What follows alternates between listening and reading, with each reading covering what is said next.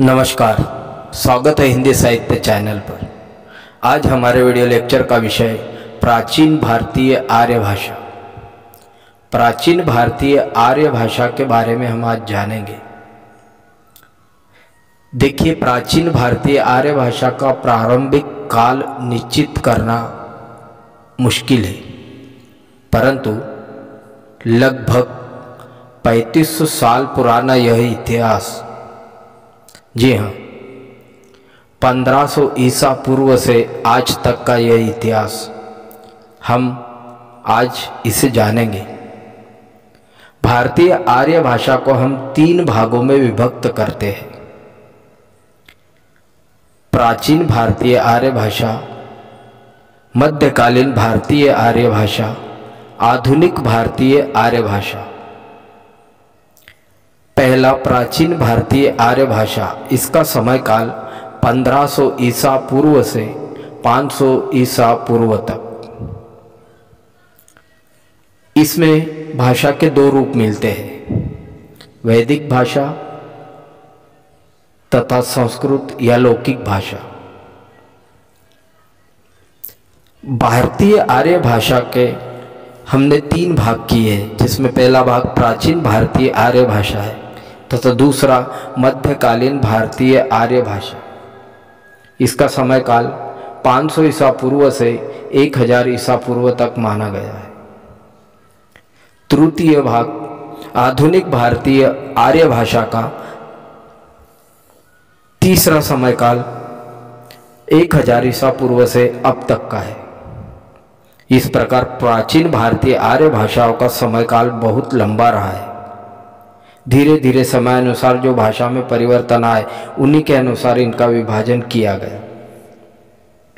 सबसे पहले माना जाता था कि भारत में जिस समय आर्य भाषा का आगमन हुआ या उसका प्रभाव बढ़ता गया, तो प्रचलित वहाँ की जो दूसरी भाषाएं थी, उनसे वो भाषा अलग होती गई और उसका लोगों में मिश्रण प्रचलन बढ़ने से आर्य भाषा तथा ईरानी भाषा को अलग अलग कर दिया गया।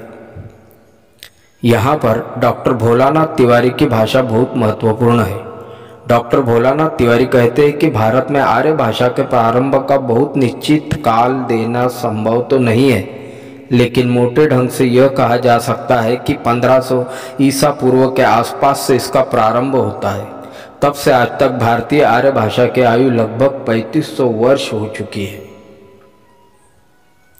इस तरह हमने इसका समय काल निर्धारित किया है। अब हम प्राचीन भारतीय आर्य भाषा को, उसके 2 रूपों का संक्षिप्त वर्णन इस वीडियो लेक्चर में देखेंगे। पहला है वैदिक या वैदिक संस्कृत और दूसरा रूप है संस्कृत या लौकिक संस्कृत। प्राचीन भारतीय आर्य भाषा के 2 रूप उपलब्ध है। सबसे पहले वैदिक, जिसे प्राचीन संस्कृत कहते हैं, इसे वैदिक भाषा, वैदिकी, छांदस, इसे पाणिनि ने क्या कहा है, देववाणी भी कहा है और छांदस कहा है। वैदिक भाषा का सबसे प्राचीनतम रूप ऋग्वेद में सुरक्षित है। ऋग्वेद के 10 मंडल या अध्याय या भाग, इनके अंदर संस्कृत का प्राचीनतम रूप हमें देखने मिलता है। यद्यपि अन्य तीनों संहिताओं में ब्राह्मणों, ग्रंथों तथा प्राचीन उपनिषदों आदि की भाषा भी वैदिक ही है, जिसे हम प्राचीन संस्कृत कहते हैं, किंतु इन सभी में भाषा का एक ही रूप नहीं मिलता। प्राचीन भारतीय आर्य भाषा का दूसरा रूप संस्कृत है। अतः भाषा का दूसरा रूप अगर देखें तो इसी को लौकिक संस्कृत या क्लासिकल संस्कृत भी कहा जाता है। जी हाँ, क्लासिकल संस्कृत। गुप्त काल में संस्कृत की सर्वाधिक उन्नति हुई, संस्कृत विकास की ओर चली।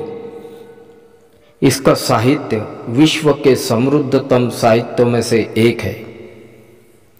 महर्षि वाल्मीकि द्वारा रचित रामायण व्यास द्वारा रचित महाभारत, कालिदास आदि इसकी महान विभूतियाँ हैं।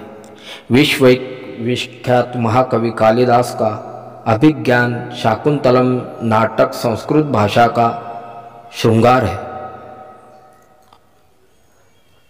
संस्कृत में एक और महत्वपूर्ण रचना अष्टाध्यायी, पाणिनि की रचना, यह संस्कृत भाषा में लिखी गई है। ऐसा प्रतीत होता है कि पाणिनि के समय में संस्कृत बोलचाल की भाषा रही होगी। पाणिनि की रचना अष्टाध्यायी यह संस्कृत का व्याकरण है, जो संस्कृत भाषा की विसंगतियों को दूर करके भाषा को पुष्ट करने का काम अपने ग्रंथ अष्टाध्यायी से जिन्होंने किया। इसमें संस्कृत को वैज्ञानिक रूप देने की कोशिश पाणिनि द्वारा की गई है। तो इस तरह हमने देखा प्राचीन भारतीय आर्य भाषा, उसका काल समय तथा उसके अंतर्गत वैदिक संस्कृत और लौकिक संस्कृत, इन दो भाषाओं का हमने संक्षेप में परिचय इस वीडियो लेक्चर के द्वारा प्राप्त किया। वैदिक संस्कृत या वैदिकी,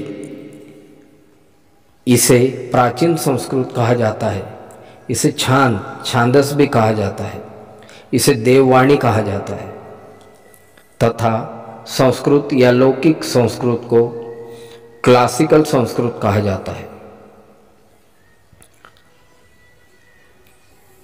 तो इसके आगे आने वाले वीडियो में हम इनकी विशेषताओं पर प्रकाश डालेंगे। थैंक यू, हमारे वीडियो पे आने के लिए थैंक यू, धन्यवाद।